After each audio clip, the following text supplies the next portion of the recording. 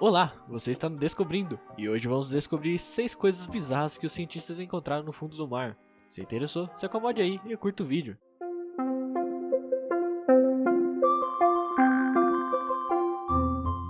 O fundo dos oceanos é menos conhecido que a superfície da Lua. Ali podem ser encontrados de gigantescas estruturas amicóbrios vivos cuja última refeição foi há 86 milhões de anos.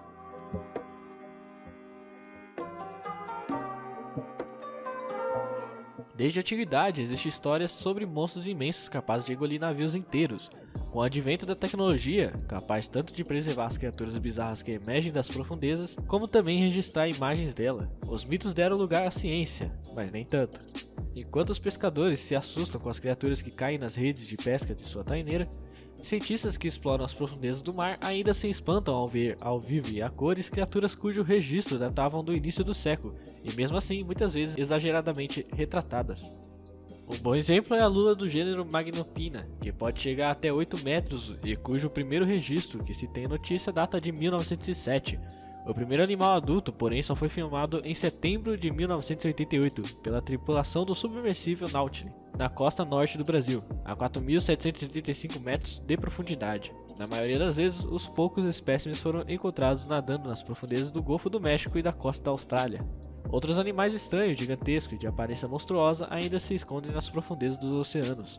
Um bom exemplo é um vídeo que mostra uma criatura estranha e desconhecida. Alguns dizem ser uma kinetofora, conhecida como carambola do mar, outros discordam, mas certeza não há nenhuma.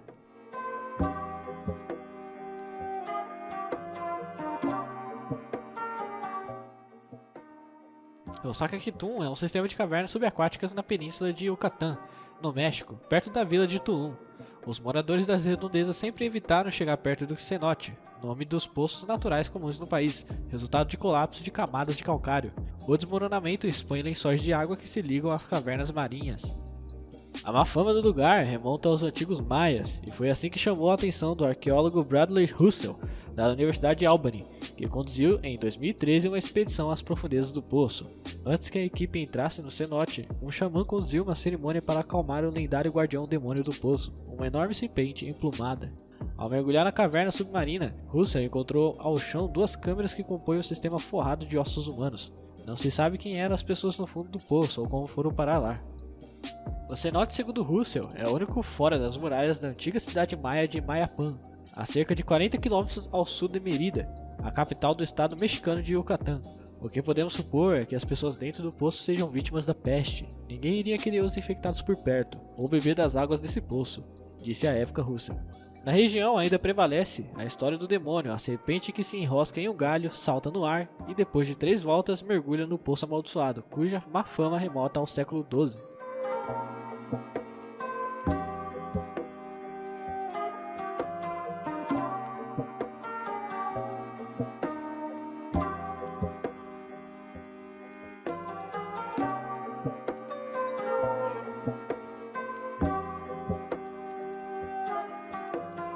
Ao perfurar o fundo do Oceano Pacífico, um grupo de pesquisadores liderado pelo físico Peter Ludwig, da Universidade Técnica de Munique, encontrou os restos de uma supernova que explodiu há mais de 2,7 milhões de anos, depois de eles serem comidos por bactérias. Não foi uma estrela qualquer, supernovas tipo 2 terminam sua vida com o colapso gravitacional do seu núcleo, explodindo violentamente e injetando, entre outros elementos, ferro-60, um isótopo radioativo instável. Pois foi esse elemento que os pesquisadores encontraram em bactérias magnetotáticas fossilizadas. Esses pequeninos seres se orientam ao longo da linha do campo magnético da Terra, e graças a estruturas especializadas chamam-se de magnetossomos. Conseguem formar e armazenar diminutos cristais magnéticos. Por causa deles, mesmo depois da morte, elas ainda se comportam como minúsculas bússolas, e foi assim que foram encontradas no fundo do oceano. Depois que as bactérias morreram, o material orgânico se decompôs. Os cristais em seu interior, porém, foram preservados e detectados milhões de anos depois por um espectrômetro de massa revelando o átomo de ferro-60 nas cadeias fossilizadas de magnetita produzidos pelas bactérias. Como a meia-vida do ferro-60 é de apenas 2,6 milhões de anos, depois que caírem sobre o planeta por 800 mil anos, os isótopos em terra e no mar, há muitos desapareceram, mas foram preservados nos estômagos bacterianos.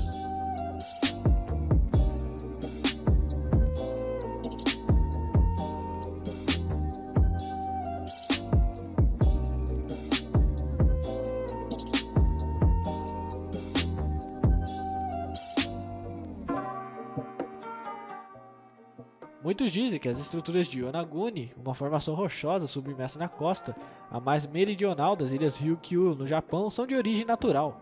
Outros, vestígios de uma civilização desaparecida há 10 mil anos. O geólogo marinho Masaaki Kimura diz ter identificado vestígios de uma cidade submersa, com zigurate, estradas, monumentos e um estádio. O conjunto seria o que restou de Yamatai, um reinado da antiguidade japonesa, cuja localização é incerta e centro de controvérsias entre historiadores. Por outro lado, arqueólogos acreditam que a origem das estruturas sejam naturais. Outras formações rochosas na ilha de Yonaguni também têm a mesma disposição em degraus. Segundo os geólogos, como a região é propensa a terremotos, estes podem fraturar as rochas regularmente. Essa hipótese é refutada pelo grupo que defende a origem artificial. Segundo eles, não há blocos soltos nas áreas planas da formação, o que é explicado pelos defensores da origem natural. Fortes correntes marinhas seriam responsáveis por limpar o terreno em volta da estrutura.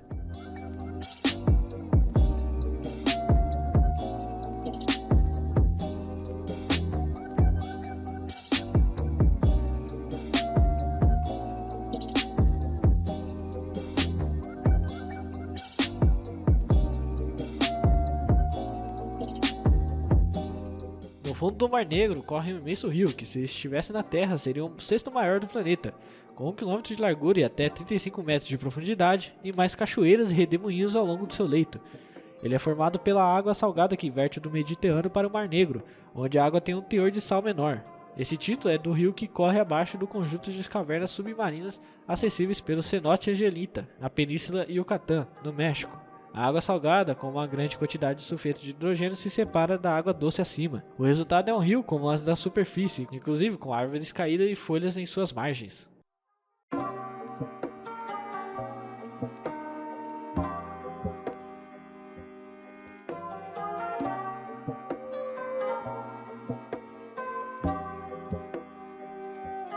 Enquanto algumas bactérias no fundo do Oceano Pacífico se banquetearam com restos de supernovas, outras estão em jejum há 86 milhões de anos, à espera de um sopro de oxigênio e que saia um jantar.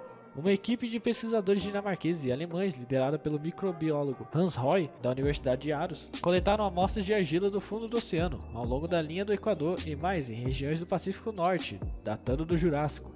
Ao testar as amostras, encontraram organismos vivos, respirando o pouco oxigênio restante muito lentamente.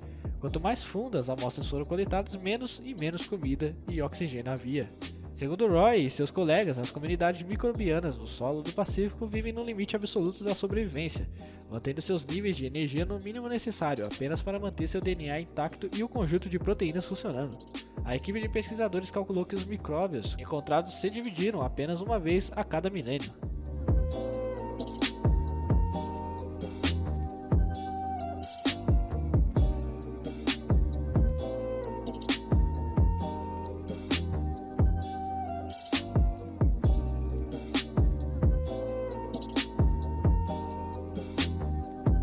Não vai embora ainda, se você gosta de curiosidades, fizemos um vídeo sobre 10 lugares mais surpreendentes, aterrorizantes e proibidos no mundo.